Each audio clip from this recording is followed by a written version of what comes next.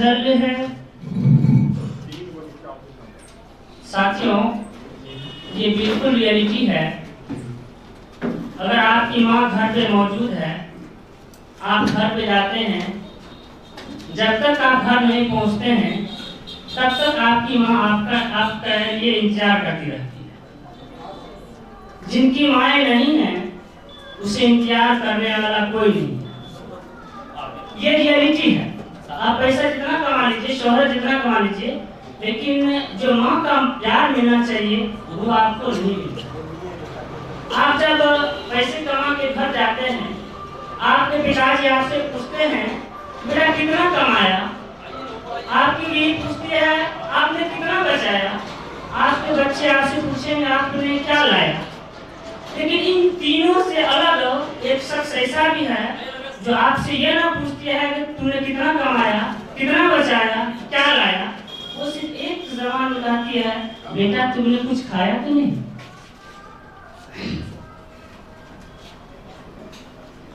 उनसे पूछो जिनकी नैनों से ओझल है, जैसे तड़पे जल बिन मछली वैसे।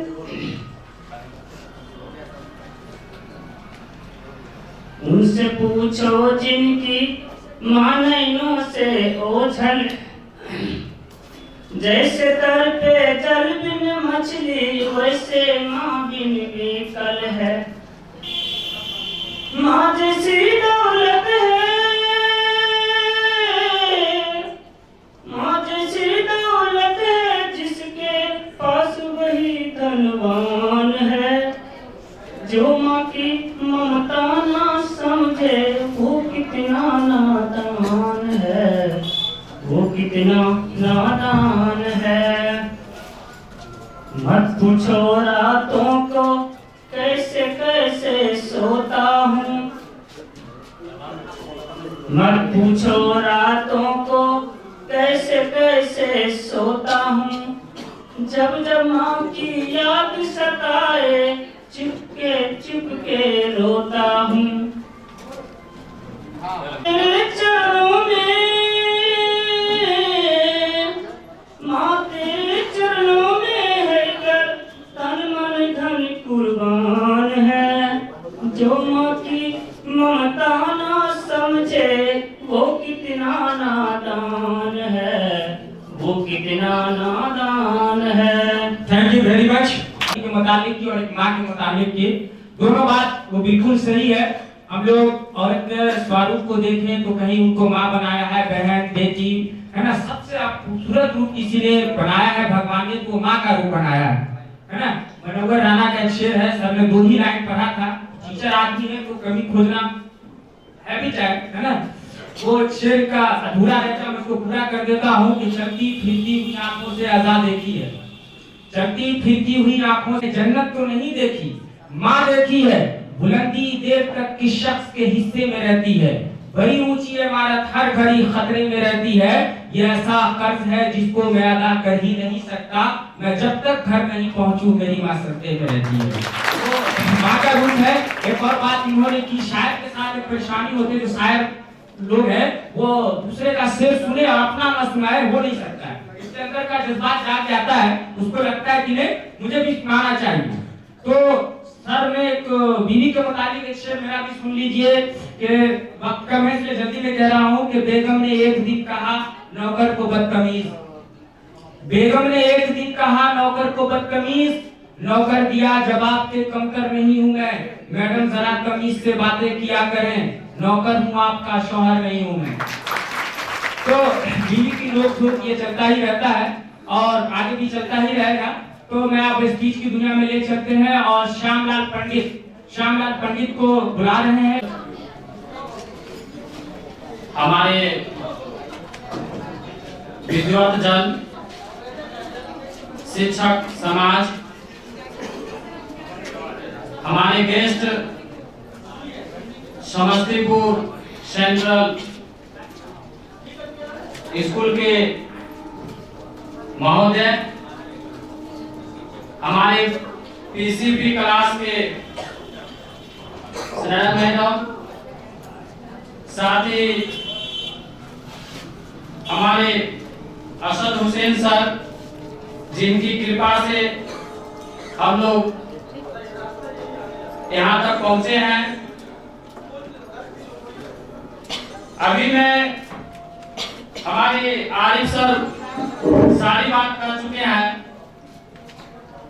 मैं यही कहना चाहता हूँ उन परम पिता परमेश्वर को जो मुझ में वक्ता बनकर बोल रहा है और आप में श्रोता बनकर सुन रहा है। इस चार दीवारी के कण-कण में विद्यमान समर्पित श्रवण को नमन करता हूँ। मंचस्थ विद्वत जन समाज देश के छलनी हुई जिगर को मरहम लगाने की एक मात्र आशा स्थल मेरे प्यारे साथियों, मुझे बड़ी प्रसन्नता होती है कि मुझे आज ऐसे लोगों के बीच व्याख्यान करने का अवसर मिला है जो उस मोड़ पर खड़े हैं जहां से उन्हें रणभूमि में कूदना है। उन्हें वो सभी कार्य करनी है जो शेष रह गए हैं। कूदना होता है, उन्हें भविष्य में आगे बढ़ना होता है और उसके लिए समाज और शिक्षक का योगदान, समाज और विद्यालय का योगदान बहुत ही ज्यादा है। जो यह बड़ा फील्ड है, इस मैदान में जितने भी बच्चे फल फूल रहे हैं उन सभी शिक्षकों को मैं नमन करता हूं। साथ ही आज वर्तमान में समाज धीरे धीरे विद्यालय के प्रति कमी, मदद में कमी होती जा रही है। हालांकि इससे पहले बहुत ही जागृत था। हमारे विद्यालय के जो भी समस्याएं हैं वो समाज जरूर निदान कर सकता है। हमारे सरपंच साहब और हमारे विद्युत जन समाज यहाँ बैठे हुए हैं। मुझे बहुत ही प्रसन्नता हुई और विशेष मैं नहीं कुछ कहना चाहूंगा क्योंकि समय बहुत कम है, समय का अभाव है। इसीलिए आने वाले हमारे भाई एवं बंधुओं बहनों का इंतजार रहेगा। वो अच्छे से अच्छे, अधिक से अधिक वक्तव्य प्रस्तुत करेंगे। धन्यवाद। उनको इस ओर से अध्ययन केंद्र की ओर से हार्दिक अभिनंदन करता हूँ।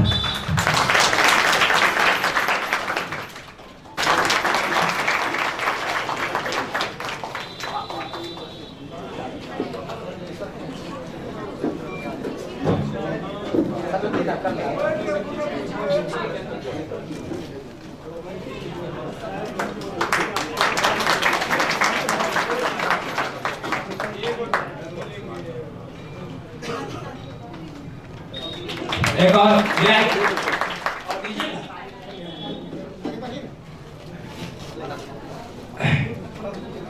उसके बाद अताउर रहमान,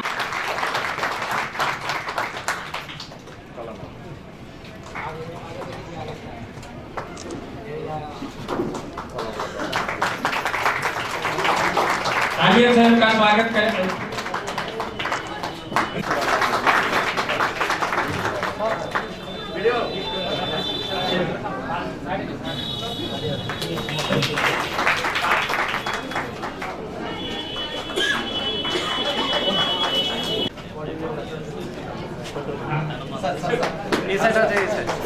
एक minute sir side flash of कर दीजिए। हाँ मारिए ना, मारिए ना।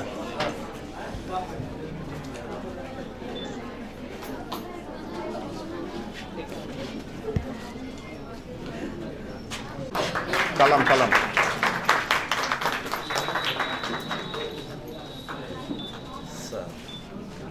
सर कलम, हाँ पकड़ लीजिए। ठीक है, पकड़े रहिए सर।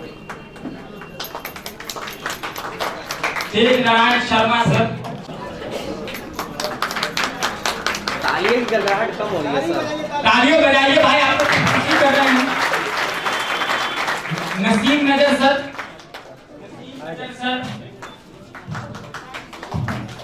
इनका भी स्वागत तालियों से करें। हर आदमी का स्वागत करें। आप लोग तालियों से का स्वागत।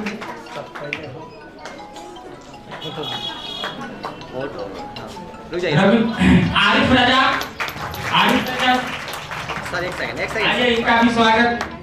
ठीक सर। आरिफ रजा सर का भी स्वागत। तालियों की गड़गड़ाहट से करें।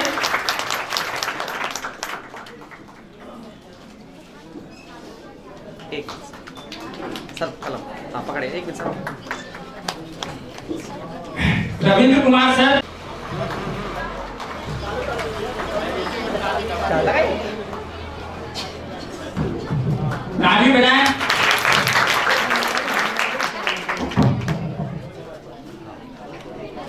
Ramesh Kumar sir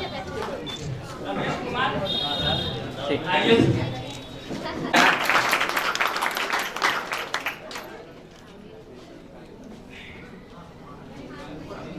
Nikhat Parveen, madam Nikhat Parveen. हाँ है। एक मिनट सर। मैडम सलानाज को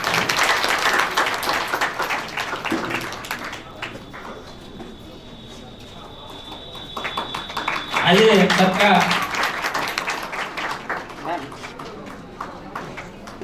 उसके बाद लास्ट हाँ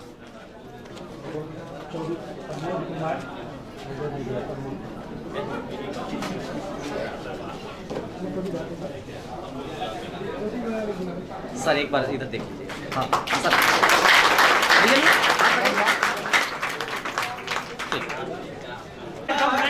इसका जवाब हम देंगे। हाँ बस थैंक्स। हम बतलाना चाहते हैं आप तो सबसे पहला ट्रेनर सर थे, मुझे याद है। सर थैंक यू सर, इसका स्वागत। उसके बाद प्रमुख का स्वागत तालियों से करें।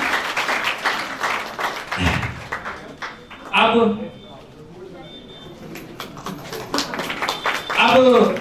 मैं इस विद्यालय के एचएम जो वर्तमान एचएम हैं शिलानाथ सर को बुलाएंगे। बहुत मेहनत की है।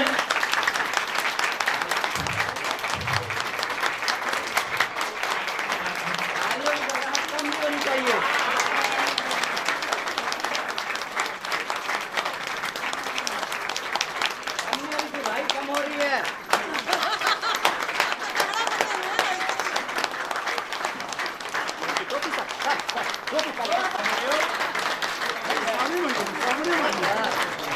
सर पहले हाँ पेन एक मिनट सर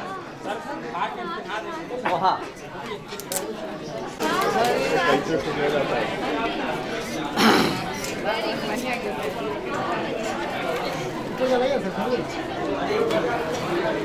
पैक करवा दीजिए। आराम से सर को दिए ना सर पे अरे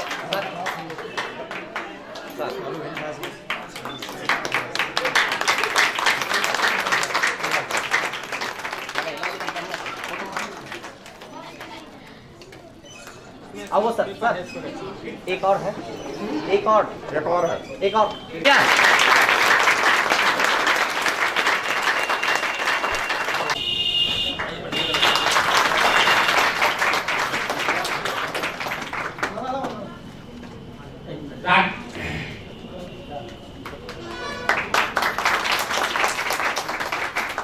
राकेश रंजन सर। और है हाँ एक मिनट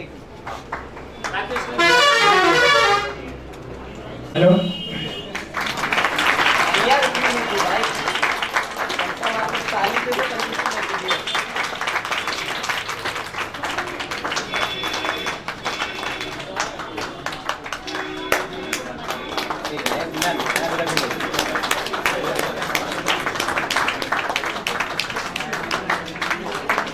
सर सिद्धार्थ शंकर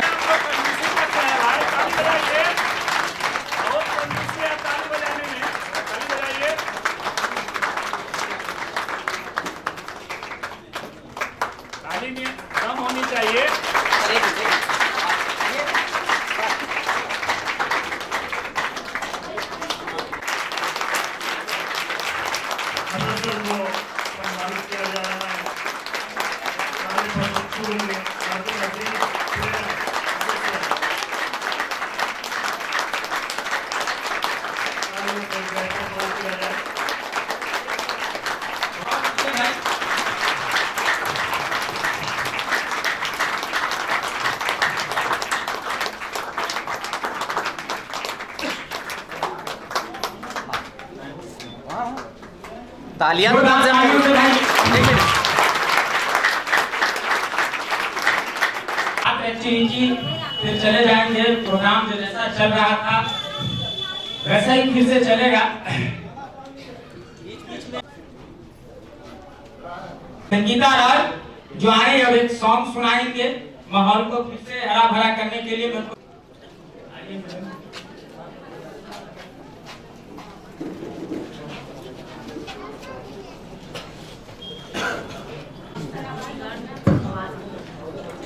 यहाँ उपस्थित समस्त अतिथिगण, हमारे ट्रेनर एवं समस्त प्रशिक्षक भाई को मैं सादर प्रणाम करती हूँ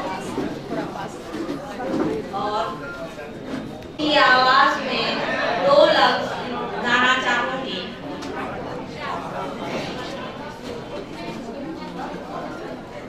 ये बेलारी की जो गलियां हैं वो हमेशा याद रहेंगी। आज दिल को बहुत तकलीफ हो रही है कि आज हम लोग यहाँ से नहीं मिलेंगे, या अगर कहीं कुछ भूल हो जाए तो कृपया क्षमा करें। 2 लफ्ज में गाना चाहूंगी, किशोर कुमार की आवाज में है। चलते चलते मेरे ये गीत याद रखना, कभी अलविदा ना कहना, कभी अलविदा ना कहना। रोते हंसते बस यूं ही तुम, कभी अलविदा ना कहना। बीच राह में दिलबर बिछड़ न जाए हम मगर, और सुनी सी लगे जीवन की ये सफर। अलविदा ना कहना, कभी अलविदा ना कहना। चलते चलते मेरे ये गीत याद रखना, कभी अलविदा ना कहना, कभी अलविदा ना कहना। ना मिलेंगे, है ना? और कहीं इत्तेफाकन भेंट भी हो जाए तो बस नजर चुरा के चल देंगे। तो हमको होता है, लोग सोचते हैं कि मिल जाएंगे, सबको खाना खिलाना पड़ जाए। ऐसी बात ना है, ये तो जिंदगी के लम्हात है, एक दिन जुदा होना ही है। और आगे इस फंक्शन को बढ़ाते हैं और अब मैं महानंदन कुमार को बुलाते हैं जो एक स्पीच देंगे। महानंदन सभापति महोदय और बाहर से आए हुए मुख्य अतिथि और इस विद्यालय परिवार सदस्य और हमारे प्रशिक्षक महोदय एवं मेरे पहले प्रशिक्षकों के रूप में भाई एवं बहनों, NIC द्वारा संचालित DLED कार्यक्रम के 2य वर्ष के WBA कार्यक्रम में आज समापन समारोह में मैं महानंद कुमार आप सभी का तहे दिल से हार्दिक वंदन, अभिनंदन और एहतराम करते हैं। साथियों, ये जो सरकार के द्वारा हम लोग एक उपहार स्वरूप एक मौका मिला DLED करने का, सबसे सौभाग्य वाली बात है कि हम लोग एक शिक्षक के रूप में अपने उत्तरदायित्व को समझने का प्रयास करेंगे। ज्ञान हो जाना कोई बड़ी बात नहीं है। कहा गया विद्या ददाति विनयम विनयाद याति पात्रताम पात्रात्वा धनापनोति धना धर्म ततम सुखम। कहने का मतलब है कि हम सभी विद्वजनों के पास, मैंने एक शिक्षक के रूप में यह अनुभव किया कि हम लोगों के पास जानकारी तो थी, लेकिन एक शिक्षक के रूप में हम बच्चों के बीच टू वे कम्युनिकेशन किस प्रकार स्थापित करेंगे। इसके लिए मुझे निश्चित रूप से प्रशिक्षण लेना पड़ेगा। बिना प्रशिक्षण ट्रेंड और अनट्रेंड में मैंने महसूस कर लिया कि बहुत सारी जानकारी रहते हुए भी हम अपने जो टू-वे कम्युनिकेशन के द्वारा बच्चों को हम किस प्रकार से जानकारी देंगे, ये जानकारी मुझे पहले नहीं थी। आगे अगर बात करें तो जैसा कहा गया कि school is the miniature of the society.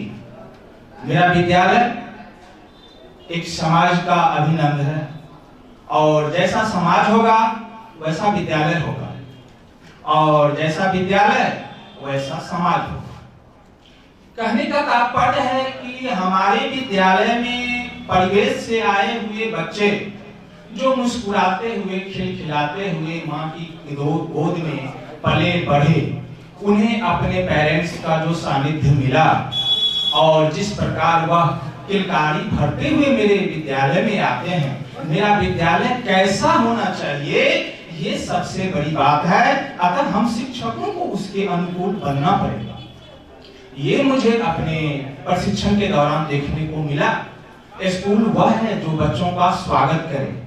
तो हमारे समाज से जो बच्चे आते हैं अक्सर किलकारी भरते हुए आते हैं, लेकिन हकीकत मैंने कुछ पाया तो देखा कि बच्चे विद्यालय से मौन निकल जाते हैं, चुपचाप साइलेंट। क्यों?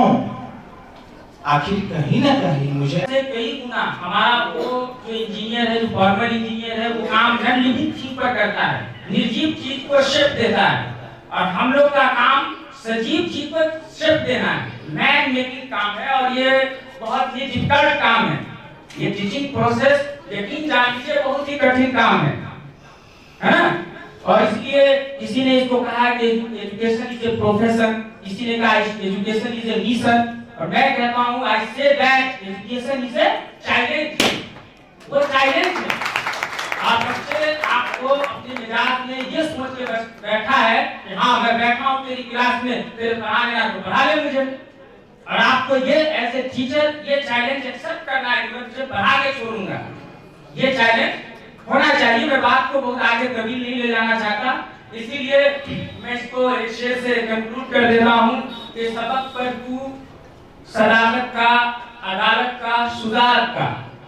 शायद इकबाल ने टीचर को मुखातिब करते हुए इस शेर कहा होगा कि सबक पर तू सदाकत का, अदालत का, सुधार का, उससे काम लिया जाएगा दुनिया में इमामत का। इमामत कहने का मतलब है, उर्दू वर्ड है, समझने में कठिनाई हो सकती है, लीडरशिप। इमामत मतलब लीडरशिप। हम लोग को काम है लीड करने का, समाज सोसाइटी को लीड कर देना है, वो तो टीचर का काम है। इसलिए हमको सबक पढ़ना होगा सच्चाई का, न्याय का, और ठीक है। तो अब हम इस बिलारी हाई स्कूल के एचएम सर को इनवाइट करते हैं कि वो आए और हम लोग को कुछ अच्छी नसीहतें फरमाएं। आइए। इस हमारे विद्यालय प्रांगण में